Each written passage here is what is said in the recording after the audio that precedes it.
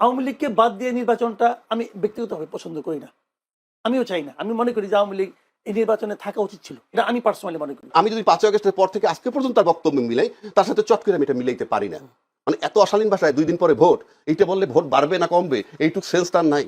অর্থনৈতিকভাবে আপনি মেরে ফেলে দিচ্ছেন। বাংলাদেশের সমস্ত টাকা ইন্ডিয়াতে পাচার হয়ে গেল, ইন্ডিয়া এখন সেই টাকা ইউজ করতেছে আমার ইলেকশনের বিরুদ্ধে। বাট জামাতের সাথে আমেরিকা আছে, তার মানে হচ্ছে এই জামাত ক্ষমতায় গেলে যেতেও পারে, এরকম একটা ব্যাপার, এরকম একটা আতঙ্ক বোধহয় ঢুকেছে। তাহলে এই সমস্ত বিষয়গুলো আসতেছে কেন? এই জন্য অনেক কিছু আসে যায়, যে এই জন্য যারা ভোটার না তারা রাস্তায় নেমেছে। রাজ্জাকি ভাই বললেন যারা রাস্তায় নেমেছে তারা কি ভোটার?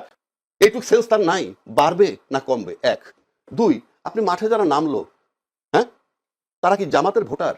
আদৌ জামাতের ভোটার? আমরা তো দেখছি মাঠে কারা নামছে প্রতিবাদে। হ্যাঁ, তারা কি মাত্র জামাতের ভোটার? কোশ্চিন কালে তারা ভোট দিবে না, শুধু এমনি জামাতকে অপোজ করবে। আপনি যদি জামাতের ভোটাররা মাঠে নেমে বলে আমি জামাত করতাম, আফটার দ্যাট স্টেটমেন্ট আমি জামাতকে রিজেক্ট করছি, কথার কথা বলছি আমি। যারা নামছে মাঠে ফরগটছে তারা কেউ জামাতের ভোট দেয় না, দিবেও না, আমিও দিব না জামাতকে ভোট, আমি তো টিভিতে বলছি। তাহলে যারা বলতেছে জামাতের বিরুদ্ধে বলুক, তার রাইটও আছে বলার, কিন্তু তারা তো ভোটার না। এটা কোনো ইম্প্যাক্ট হবে কিনা আমি জানি না। কেন আমি বলি, এর ভিতরে এমন কথাও আছে, এই সব কিন্তু ফেসবুক বেসড। এই মিছিল টিছিল, ছাত্রদল মিছিল করছে, মিটিং করছে, রাইট আছে, আপনি করতেই পারেন। পাশাপাশি কিন্তু আমি আপনার কাছে আবার আসি। না, পাশাপাশি কিন্তু মাঠে শিবিরও নামছে, শিবির নামছে তার সাথে। কিন্তু প্রশ্ন হচ্ছে আর একটা কথা বলছে যে সেন্ট মার্টিনও ইস্যু আনছে, যে জামাতের সাথে আতাত হয়ে গেছে। কিন্তু এখানে মেসেজ কোনটা যায় জানেন? সেন্ট মার্টিন ইস্যুটা আমার কাছে ইম্পর্টেন্ট না, বাট জামাতের সাথে আমেরিকা আছে, তার মানে হচ্ছে এই জামাত ক্ষমতায় গেলে যেতেও পারে, এরকম একটা ব্যাপার, এরকম একটা আতঙ্ক বোধহয় ঢুকেছে। তাহলে এই সমস্ত বিষয়গুলো আসতেছে কেন? যদি বিএনপি আর জামাত একসাথে থাকতো, আওয়ামী লীগ থাকলে তখন কিন্তু খুব স্বাভাবিক হতো, এবং তখন আর এই নারী প্রসঙ্গও আসতো না, এত অধ্যত্বের সঙ্গে গালিগালাজের প্রসঙ্গ আসতো না, ঠোঁট ছিঁড়ে ফেলবো, জিভ ছিঁড়ে ফেলবো ইত্যাদি আসতো না। তো ঠোঁট জিভ ছেঁড়া হচ্ছে কখন? রাজ্জাকি ভাই যখন বললেন জামাত বানাইলেই কি না বানাইলেই কি, কারণ এটা তো ভোটের ব্যাপার ইত্যাদি, বানাইলেই কি বা না বানাইলেই কি, অনেক কিছুই কি, কারণ এটা হচ্ছে সাম্প্রদায়িক রাজনীতি, ধর্মভিত্তিক রাজনীতি একটা দেশকে পেছনের দিকে নিয়ে যায়। ভাই আমার আল্লাহ তো আমার, আপনার আল্লাহ তো আপনার, ব্যক্তিগত বিশ্বাস ভালোবাসার জায়গা, তার সাথে কি আপনার দেনা পাওনা, হাসরের ময়দানে কি হবে না হবে সেটা তো আপনার আর তার। আমরা কি এই রাষ্ট্রের কাছে বেহেশত চাই? আমরা কি কোন কোন অনন্ত সুখের প্রত্যাশা করি নাকি রাষ্ট্রের কাছে? আমরা চাই এখানে গণতন্ত্র, বাক স্বাধীনতা, মৌলিক কিছু অধিকার, ভাত কাপড়ের একটা ন্যূনতম চাহিদা। আমরা কি ওই বেহেশতে গিয়ে ভাত কাপড় চাইবো নাকি? ওখানে তো অডেল এমনিই থাকবে। কাজে এই যে জাগতিক যে বিষয়গুলো, ইহজাগতিকতা, এটাই হচ্ছে একটি প্রগতিশীল রাষ্ট্রের মূল জায়গা। সেই জায়গাটাই নষ্ট করে ফেলছে এই সমস্ত ধর্মভিত্তিক রাজনৈতিক দল। এই জন্য অনেক কিছু আসে যায়, যে এই জন্য যারা ভোটার না তারা রাস্তায় নেমেছে। রাজ্জাকি ভাই বললেন যারা রাস্তায় নেমেছে তারা কি ভোটার? ভোটার নয় কেন? ভোটাররা ভোট দেবে না, কিন্তু আমি বলছি জামাতের ভোটার নয় তারা। জামাতের ভোটার নয় দেখে তো তারা নামবে, তার জন্যই তো নামতে হবে, কারণ জামাতের ভোট তো নাই আসলে। তাদের এই পর্যন্ত 18টি আসন তারা পেয়েছে, তারা এত বড় গলায় কথা বলে কি করে? যদি মাহবুব আজিজ ভাইয়ের কথায় যদি বলি, এভাবে 5 আগস্টের পর ইতিহাস বিকৃত হচ্ছে, অন্ধকারে নিমজ্জিত করার একটা চেষ্টা চালানো হচ্ছে। যদি মির্জা ফখরুল আজকেও বলেছেন যে জামাত ইসলামী বাংলাদেশকে সামনে এগোতে দিতে চায় না, তারা দেশটাকে আফগানিস্তান বানাতে চায়, তার মানে জামায়াতের প্রতি দোষটা দিচ্ছে। আমার কাছে না খুব বিরক্ত লাগে বিষয়গুলো আলাপ করতে। আমি কেন এই আলাপগুলো করবো? আপনার মানে আমরা এখানে বসছি মনে শুধু জামাত নিয়ে আলাপ করতেছি। বিএনপি নিয়ে তো অনেক কিছু না না বলতেছি কেন মনে হয় জানেন? গত 16 বছর যে আওয়ামী লীগ ক্ষমতায় ছিল না, অফিসিয়ালি কিন্তু তার বিরোধী দল ছিল জাতীয় পার্টি, কিন্তু চলনে বলনে কহনে শুধুই ছিল বিএনপি। অর্থাৎ বিএনপির 16টা বছর আওয়ামী লীগই টিকায় রাখছে আলোচনা করে, জাতীয় পার্টি কিন্তু টিকে নাই, জাতীয় পার্টি কিন্তু বিরোধী দল। আমার কাছে আজকেও মনে হইতেছে যে আমরাই বোধহয় খালি জামাতকে টিকায় রাখতেছি, মানে এই জামাত নিয়ে আলাপ করতে। কন্যার সাথে দেখা নাই বিয়া শুক্রবার, উনি ধাপে ধাপে করবেন, এখন তো নির্বাচন হয় নাই, জীবনে এখন পর্যন্ত ক্ষমতায় আসে নাই, আসলে কি জগৎ মেনে নিবে? প্রশ্নই ওঠে না। যদি না মেনে নেয় আমরা আননেসেসারি টাইমটা নষ্ট করতেছি। কেন করতেছি বললাম কথাটা, বাংলাদেশে মুক্তিযুদ্ধের পক্ষের শক্তি হিসাবে কিন্তু সবচেয়ে বেশি সুপরিচিত আওয়ামী লীগ, এবং এইটার ধারক বাহক তারা যেভাবে ব্যবহার করছে। কিন্তু আমরা দেখছি 2001 সালে যখন নির্বাচন হইল, তখন 96 থেকে 2001 কেয়ারটেকার অধীনে নির্বাচন হচ্ছে, তখন কিন্তু একটা জোট হয়েছিল। জোটটা কি? বিএনপি আর জামাত মিলে একটা জোট, যেখানে তারা 18টা সিট পেয়েছে, মন্ত্রী হয়েছিল। এই যে বিএনপি এবং জামাত, জামাত কে? স্বাধীনতার বিপক্ষ শক্তি, রাজাকার ইত্যাদি ইত্যাদি। তার সাথে যারা জোট করলো, জোট করে পরাজিত করলো কাকে? মুক্তিযুদ্ধের পক্ষের শক্তিকে। এটা কি ইতিহাস? এটা কি? আপনি মুক্তিযুদ্ধের পক্ষের শক্তিকে তাড়িয়ে দিচ্ছি আমরা, রাজাকারের সাথে জোট গঠন করে মুক্তিযুদ্ধ, এটা একটা ন্যারেটিভ বয়ান মাত্র, আর কিচ্ছু না, ক্ষমতায় যাওয়া। তাহলে মুক্তিযুদ্ধের চেতনার শক্তি যে তার বিরুদ্ধে যখন রাজাকারকে নিয়ে জোট করে, সেইটা এই দেশে আমরা ছিলাম না? কি কথা হয়েছে? কিছুই হয় নাই। তো দিস ইজ দ্য সিনারিও। আপনি খালি বললে তো হবে না, আপনি বরং আমরা 53 বছর যাবৎ যুদ্ধের চেতনা লালন করতেছি। মুক্তিযুদ্ধের ইতিহাস কার বাপের ক্ষমতা আছে এটা বাদ দেয়? আপনি যদি সম্পূর্ণ রাষ্ট্র বিরোধী একটা লোকেরও বলেন যে ভাই তুমি মুক্তিযুদ্ধের ইতিহাসটা লেখো বাংলাদেশের, তার কি ক্ষমতা আছে 71কে বাদ দেওয়া? এটা কোন ধরনের ন্যারেটিভ যে আমরা মুক্তিযুদ্ধ থেকে বাদ দিয়ে দিচ্ছি? তার ধারাবাহিকতায় 24-এর আন্দোলন হয়েছে। 24-এর আন্দোলন হয়েছে। এই 24-এর আন্দোলন যেদিন হয়েছে তখন সেদিন কি করছে? যারা ফেসিজমের বিরুদ্ধে লড়াই করছে। কি ফেসিজম? যারা দেশের ইন্টারনাল এক্সটার্নাল দুইটা সার্বভৌমত্ব নষ্ট করছে। এক্সটার্নাল সার্বভৌমত্ব কি? বিনা বিচারে হত্যা, আয়নাঘর, ক্রস ফায়ার, বিডিআর হত্যা, শাপলা চত্বরে হত্যা, এগুলো হলো আমার ইন্টারনাল সার্বভৌমত্ব। এক্সটার্নাল কি? 10 লাখ রোহিঙ্গা ঢুকছে, কেউ বাধা দিতে পারে নাই, দলমত নির্বিশেষে সরকারের সাথে সব দল একত্র হয় নাই, আরামসে ঢুকছে। আমার সার্বভৌমত্ব ছিল না। সেই সার্বভৌমত্ব যাতে টিকে থাকে সেই জন্য 24-এর আন্দোলন হয়েছে এবং তাকে তাড়াই দিয়েছে। এবং উনি যাওয়ার পর ভাবতে এরকম আমার মুক্তিযুদ্ধ চলে গেছে, আমার মুক্তিযুদ্ধের ইতিহাস চলে গেছে। আমি ভাই আমার মাথায় ধরে না যে আমরা সেন্সেবল লোক কি করে বলি আমার মুখ মনে হয় যে মুক্তিযুদ্ধ চলে গেছে।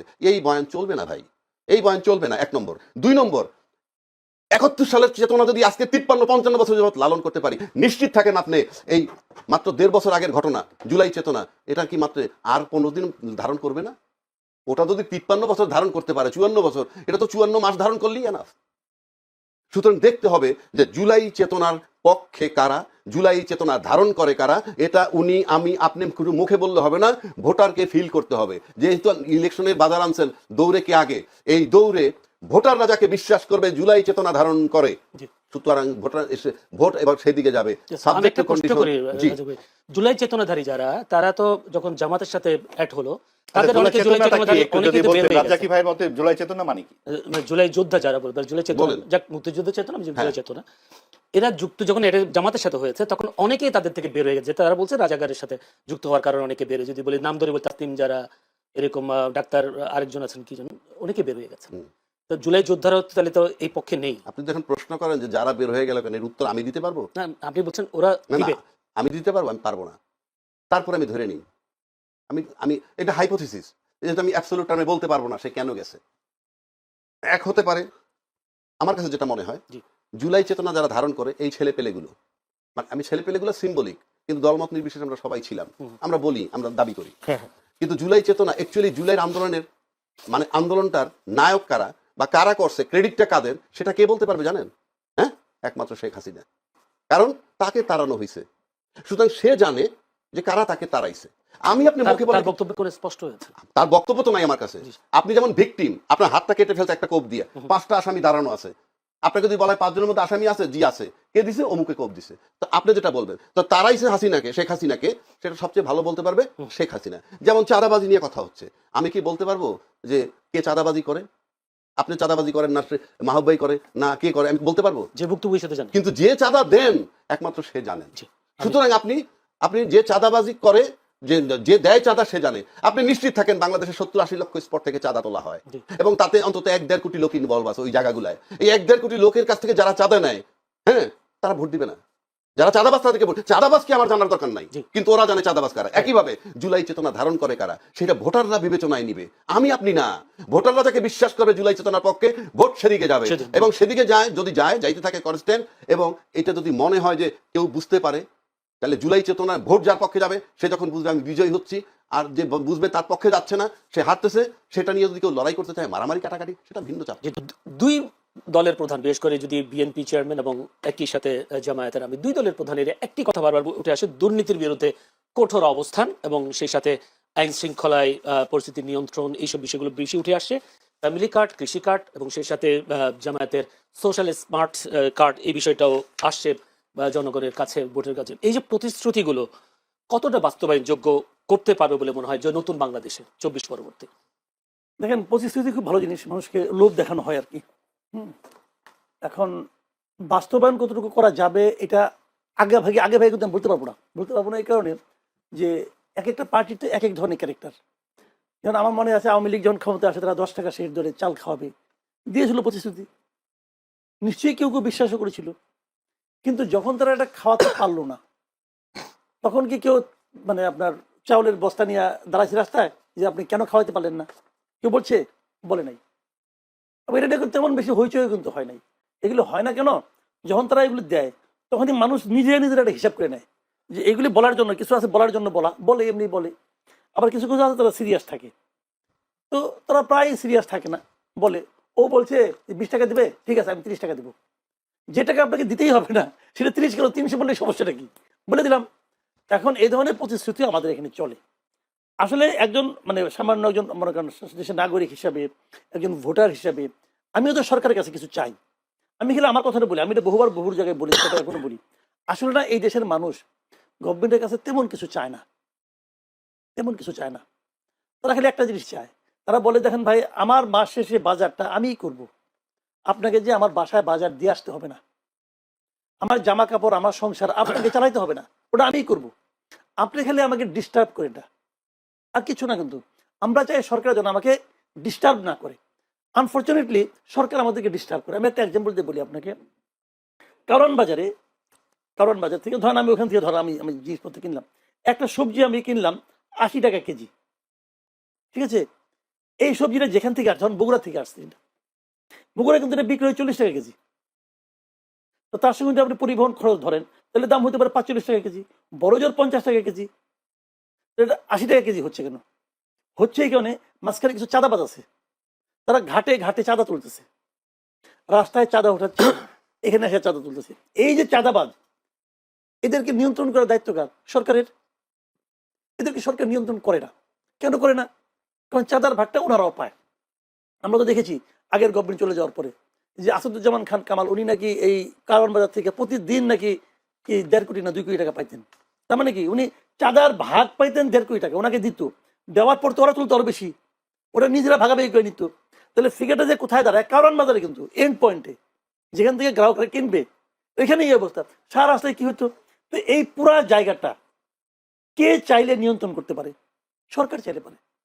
আমি সরকারকে গেলে এটি বলতে চাই যে আমাকে আপনি 40 টাকা সবজি 80 টাকায় কিনতে বাধ্য করেন না। আপনি করতেছেন, আপনি কিভাবে করতেছেন? আপনি কোনো কিছু না করে করতেছেন, মানে আপনি এই দুর্বৃত্তদেরকে থামাচ্ছেন না, আপনি দুর্বৃত্তদেরকে তাদের অপরাধ কর্ম করতে দেওয়ার মাধ্যমে আপনি আমাকে ডিস্টার্ব করতেছেন, যে কারণে আমাকে 40 টাকা জিনিস 80 টাকায় কিনতে হচ্ছে। আমি একটা প্রশ্ন এই কাজটা করেন। জি, জামায়াত যে চাঁদাবাজ মুক্ত বাংলাদেশ করবার যে প্রতিশ্রুতি দিচ্ছে, এটা কি কতটা সম্ভব? শুনেন, এটা প্রতিশ্রুতি দেওয়া লাগবে না, এটা সম্ভব। এটা যে কোনো সরকারের পক্ষে সম্ভব, যদি তারা এটা মিন করে, যদি তারা বলে যে আমি আসলে এটা করতে চাই, সম্ভব। জিএম কাদের আজকে বলেছেন আওয়ামী লীগ ছাড়া নির্বাচন গ্রহণযোগ্য হবে না, এই কথাটা তিনি বলছেন। কিন্তু জাতীয় পার্টি বিভিন্ন জায়গায় মনোনয়ন তিনি জমা দিয়েছেন, তারা নির্বাচন করছেন। তাহলে গ্রহণযোগ্য নির্বাচনই যখন হবে, তারা কেন নির্বাচনে অংশগ্রহণ করছে? এক, দ্বিতীয় কথা হলো তারা এই নির্বাচনে কতটা আসন পাবে, যেহেতু আওয়ামী লীগ ভোটে অংশ নিচ্ছে না, সেই ভোটগুলো কি জাতীয় পার্টির পাল্লা ভারী করবে কিনা? জাতীয় পার্টি নির্বাচন করতেছে এবং জাতীয় পার্টির বিরুদ্ধে নির্বাচন করতে না দেওয়ার জন্য নির্বাচনের আগে অনেকগুলো দল বেশ সক্রিয় ছিল। তার মধ্যে গণ অধিকার পরিষদ ছিল, জামাত ইসলামও ছিল। তারা বারবার বলেছে জাতীয় পার্টিকে যেন নির্বাচন করতে না দেওয়া হয়। জাতীয় পার্টি নির্বাচন করতেছে, কিন্তু তারা খুব বেশি একটা যে আলোচনায় আছে, বড় বড় মিটিং করছে, সেরকম আমি অতটা দেখছি না, তাদের গণসংযোগ অত বেশি দেখছি না। তার মধ্যে জাতীয় পার্টির জিএম কাদের কিছু কিছু কথাবার্তা বলতেছেন। তার দুটো কথা বেশ আমার কাছে মনে হলো যে আলোচনার মতো। প্রথম উনি বললেন যে উনি না ভোটের পক্ষে কথা বলছেন, আমরা না ভোট দিব। না ভোটের পক্ষে সরাসরি বলার মতো লোক আমি এই প্রথম একজন লিডারকে ওনাকে দেখলাম। অনেকেই বলছেন বিএনপির পক্ষ থেকেও বলছে অনেকে না ভোট, সরাসরি তা বলেন। জয়নুল আবেদিন ফারুকের একটা তথ্য দেখলাম, সেটা আমি সেটা দেখি। হাফিজও বলছেন, হ্যাঁ মেজর হাফিজউদ্দিনও বলছেন না ভোট কেন, গণভোট কেন। না ভোটের জন্য প্রচারণার কথাটা আমি অনেকে চুপচাপ বলছেন, আরেক ধারে বলছেন আমি কেন বলবো, আপনাদের সিদ্ধান্ত, এগুলি বলছেন। মির্জা আব্বাসকে দেখলাম বলতেছেন আপনাদের যেটা ইচ্ছুটা দিবেন আমাকে। তো উনি না ভোটের কথা সরাসরি উচ্চারণ করছেন এবং দলীয় প্রধান হিসেবে এটা একটা বড় ব্যাপার। আজকে আবার বলতেছেন যে আওয়ামী লীগ ছাড়া নির্বাচন বৈধ হবে না। তো আপনি যথার্থ প্রশ্ন করছেন, যদি নির্বাচনটা অবৈধ হয় সেই নির্বাচনে আপনি অংশ নিচ্ছেন কেন? এই প্রশ্ন কিন্তু আপনি করতেই পারেন। আমার কি মনে হয় জানেন, উনি বোধহয় সম্ভবত আলোচনায় আসতে চাইছেন যে এগুলো আমি বলবো, লোকে আমাকে নিয়ে আলোচনা করবে, একটু মানে আমি কভারেজ পাবো। এটা আওয়ামী লীগকে বাদ দিয়ে নির্বাচনটা আমি ব্যক্তিগতভাবে পছন্দ করি না, আমিও চাই না। আমি মনে করি যে আওয়ামী লীগ এই নির্বাচনে থাকা উচিত ছিল, এটা আমি পার্সোনালি মনে করি। কিন্তু সরকার একটা নির্বাহী আদেশে আওয়ামী লীগের রাজনৈতিক কর্মকাণ্ড স্থগিত করছে। এখন স্থগিত করার কারণে আওয়ামী লীগের নির্বাচন অংশ নিতে পারছে না। এই যে সরকারি নির্বাহী আদেশে স্থগিত করছে, এটাও আমি পছন্দ করি না। আমি মনে করি সরকার এই কাজটা অন্যায় করেছে, ভুল না কিন্তু অন্যায় করেছে। আওয়ামী লীগকে যদি আপনি বাদ দিতে চান, আওয়ামী লীগের বিরুদ্ধে মামলা করেছে, মামলাটা তাড়াতাড়ি শেষ করেন। মামলার কাজটা মামলা তো ভালোভাবে শুরুও হয়নি একদিনও। এখন একদিনের শুরুটা হলে আপনি তো নির্ভয়া দেশে কোনো পলিটিক্যাল পার্টির কার্যক্রম স্থগিত করা বা পলিটিক্যাল পার্টিকে নিষিদ্ধ করা, এটা আমি মনে করি এটা কালো আইন, যেটা জামাতকে করা হয়েছিল অগাস্টের 3 তারিখে 24-এর। ঠিক হয়নি কাজটা, আমি ওই দিনই বলছি, কিন্তু ওই দিনই আমি বলছিলাম এটা ঠিক হচ্ছে না। এমনকি আমি বলি আমি কোনো রাজনৈতিক দল নিষিদ্ধের পক্ষে না, হিজবুত তাহরিরকে নিষিদ্ধ করছে আমি এটারও পক্ষে না। এখন পক্ষে না তার মানে কি আমি হিজবুত তাহরির করবো না? আমি আইন অমান্য করতে চাচ্ছি না। এখন আমি এটার পক্ষে না, পছন্দ করি না, সমালোচনা করি, সবই ঠিক আছে, কিন্তু যখন আওয়ামী লীগকে নিষিদ্ধ স্থগিত করছে তখন তো আওয়ামী লীগ আর করতে পারছে না। এই জন্য আমি হাহুদাস করতে পারি, কিন্তু আমি আইন ভাঙতে পারবো না। আমার কথা হলো এটাই যে আইন পারলে আইন চেঞ্জ করবো, আইন চেঞ্জ করে আন্দোলন করবো, কিন্তু আইন তো অমান্য করতে। এখন উনি যদি মনে করেন যে এই নির্বাচনটা অবৈধ, তাহলে তো আমি মনে করি নৈতিকভাবে ওরা নির্বাচন করা উচিত না। কিন্তু অবৈধ নির্বাচনে অংশ নিচ্ছেন কেন? উনি বলতে পারেন যে এটাকে বৈধ করার জন্য আমি আগে আন্দোলন করি, আন্দোলন করে বৈধ বানিয়ে তারপরে আমি আসি, সে সাহস কি সমস্যা তো আছে নাই। কিনা? না, আমার এই জন্যই আমার মনে হয় কি এগুলো উনি বলছেন আসলে আলোচনায় আসার জন্য। আচ্ছা, উনি আমরা চাচ্ছেন যে ওরা বুঝতে কিন্তু পেরেছি আলোচনা হোক। পরিষ্কার। আমরা একটা প্রশ্ন যেটা যেমন আমি বলি এটা একটা কথা, যদি এই আলোচনা এই কথা না বলতেন তাহলে কি এই আলোচনা আপনি প্রশ্ন আমরা করতেন? আপনি জি করতেন না তো। একটা প্রশ্ন করি, সেটা হচ্ছে জোরালো অবস্থান দেখছি না গণভোটে, বিশেষ করে বিএনপির পক্ষ থেকে। আপনি নিজেও বলেছেন কেউ কেউ না পক্ষেও কাজ করছেন, কিন্তু যদি না কোনো কারণে বিজয়ী হয় দেশে আওয়ামী লীগ ফিরে আসছে কিনা, আওয়ামী লীগ যদি ফিরে আসে তাহলে দেশের অবস্থা কি হবে, বা যারা এতদিন হায়ের পক্ষে ছিল তাদের শুনেন, অবস্থা কি হতে পারে? না বিজয়ী হওয়ার সঙ্গে আওয়ামী লীগে ফিরে আসার কোনো সম্পর্ক নেই। না আওয়ামী লীগ যে কোথাও ফিরে আসতে পারে, আওয়ামী লীগ তার শক্তি থেকে আসবে, এটা পলিটিক্যাল পার্টি। তো এই দেশে তো আওয়ামী লীগের প্রচুর লোক বিভিন্ন জায়গায় আছে, এখনো আছে। একসময় মারা গেছে যে লোকগুলো আওয়ামী লীগে ভোট দেয়, যে লোকগুলিকে আওয়ামী লীগকে ভালোবাসে, যে লোকগুলিকে বঙ্গবন্ধুকে ভালোবাসে, এই লোকগুলি কি সব করবো নাকি যে উড়ে গেছে বাতাসে? উড়ে তো জানা, তারা এই দেশে আছে। তো তারা তাদের মতোই আছে, এবং তাদের সংখ্যা একদম কম না, অনেক। তাদের সংখ্যা অনেক, তাদের সংখ্যা যে অনেক, এটা তো বিএনপি এবং জামাতের কথাবার্তা শুনলেই বোঝা যায়। তারা তো এই অনেকদেরকে তাদের কাছে কিছু আনতে চায়, কাজেই তারা যে কোনো সময় ফিরে আসতে পারে। অনুকূল পরিবেশ হলেই তারা ফিরে আসবে। এখন অনুকূল পরিবেশ আমি যেটা মনে করি, আমি এই মুহূর্তে আমার যেটা অপিনিয়ন আর কি, পার্সোনাল অপিনিয়ন, আমার বিবেচনায় আওয়ামী লীগের সবচেয়ে বড় সমস্যা হলো এখন শেখ হাসিনা নিজে। উনি যতদিন থাকবেন ততদিন আওয়ামী লীগ বিকল্প নেতৃত্বের কথা ভাবতে পারবে না। এবং আওয়ামী লীগের এই যে একটা সুবিধাভোগী গ্রুপ, যে গ্রুপগুলি বিদেশ চলে গেছে, বেসিক্যালি আওয়ামী লীগের বিভিন্ন পদে ছিল, মন্ত্রী ছিল, আওয়ামী লীগের সুবিধাভোগী যারা আছে, তাদের হাতে তো বিপুল পরিমাণ টাকা, দেশের সম্পদ তো প্রায় বলতে গেলে পুরোটাই তারা লুটে নিয়ে চলে গেছে। তো ওই টাকাগুলি তো আছে তাদের কাছে, তারা এখান থেকে কিছু কিছু টাকা ছাড়বে, এখানে একটা ডিস্টার্ব করবে, এখানে একটা ঝামেলা করবে, করতে পারবে। 23 জানুয়ারি সেই বক্তব্য তো দিয়েছেন শেখ হাসিনা, অডিও বক্তব্য বলেছেন নির্বাচনকে বন্ডুল করবার জন্য, নির্বাচনকে বিঘ্ন করবার ভাই, জন্য। ওই বক্তব্য আমার কাছে কোনো গ্রহণযোগ্যতা, ওই বক্তব্য পাত্তা দেয় না। জি, ওই বক্তব্য দিয়ে যদি থাকতে পারতো তাহলে তো 2024-এর 5 আগস্টই পারতো, হলো না কেন? কিন্তু আজকে পররাষ্ট্র মন্ত্রণালয় থেকে একটা বিবৃতি দেওয়া হয়েছে বিষয়টা। এইটা পররাষ্ট্র মন্ত্রণালয় বলতেছে, ওদের বলতে দেন, এইটাও আমার একটা ফালতু কাজ মনে হয়। বলুক না রে ভাই, বলতে দিবেন না কেন? আপনি আপনি বলতে দেওয়া না, পররাষ্ট্র মন্ত্রণালয় বিবৃতি দিতে হবে, এই বিবৃতি দিয়ে থামাতে পারবে। বরঞ্চ এই বিবৃতি দেওয়ার মাধ্যমে প্রমাণ করা হয় যে তারা এই বক্তব্যতে ভয় পাইছে। সো ভারতীয় আধিপত্যবাদ আমরা কি কি দেখতে পাই না, আমার সমস্ত নদী উত্তরবঙ্গে আমি যাই না ভাইয়ের বাড়ি, তো আমার বাড়ির সামনে তাকে নৌকা যেত, আমরা ছোটবেলায় দেখছি। এখন সেখানে হেঁটেও কোনো পানি পাওয়া যাবে না। সো দেশটাকে ড্রাইড আপ করে দিচ্ছেন, অর্থনৈতিকভাবে আপনি মেরে ফেলে দিচ্ছেন। বাংলাদেশের সমস্ত টাকা ইন্ডিয়াতে পাচার হয়ে গেল, ইন্ডিয়া এখন সেই টাকা ইউজ করতেছে আমার ইলেকশনের বিরুদ্ধে। এগুলো আমরা কেউ দেখতে পাচ্ছি না। আমার দেশে আমার হাতিকে খুন করে ইন্ডিয়াতে কি দিলেন আপনি, তাকে কি দিলেন? এখন এই কথাটা বললে তো ভাই রাগ করবে।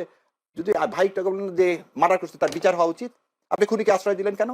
শেখ হাসিনা জাতিসংঘের রিপোর্ট অনুযায়ী আমাদের সব বাদ দিলাম, জাতিসংঘের রিপোর্ট নিয়ে তার কেউ কোনো বিতর্ক করতেছে না। ভাইও তো বলে সে যে কাজ করতে হত্যা করছে, সে একটা হত্যাকারীকে আপনি ভারত আশ্রয় দিলেন, তাহলে আপনি বাংলাদেশের কতখানি ভালো চান? পাকিস্তানের ক্রিকেটের কথা বললেন, পাকিস্তান বয়কট করেনি ইন্ডিয়াকে আগে, আমি পাকিস্তান কি করছে দ্যাট ইজ হিজ ম্যাটার। আমি একটা ইন্টারন্যাশনাল ডোমেস্টিক খেলা খেলতে যাব, সেই ডোমেস্টিক খেলাতে আপনি আমাকে মুসলমান হিসাবে তারা দিচ্ছেন, বাংলাদেশটা কোন হিন্দুকে কোথায় তারা দিচ্ছে? আমরা সম্প্রীতির দেশ বলতেছেন, আমরা কোনদিন অসাম্প্রদায়িক ছিলাম? আমরা কোনদিন অসাম্প্রদায়িক ছিলাম? আপনি যে 70 সালে এলএফও করলেন, আওয়ামী লীগ তার ম্যানুফেস্টোতে দিলেন কি ইসলাম বিরোধী কোনো কিছু করবে না, তখন কোনো সমাজতন্ত্র ধর্মনিরপেক্ষতা কোথায় ছিল? 70 সালে ভোট করলেন কার ভিত্তিতে? মানুষকে আপনাকে ম্যান্ডেট দিচ্ছে এগুলো করার? আপনি 72 সালে যে সংবিধান করলেন, এই ওই জন্য বললাম যে একদিন মুক্তিযুদ্ধ এবং সংবিধান নিয়ে আসে, যেদিন যে আমি দেখায় দিব যে কোন কোন দিন হইতে। শুনেন, আমরা আমাকে এটা শেষ করতে দাও, আপনারা সবাই বলতে পারেনি তো ভাই, আপনারা সবাই একবার আমি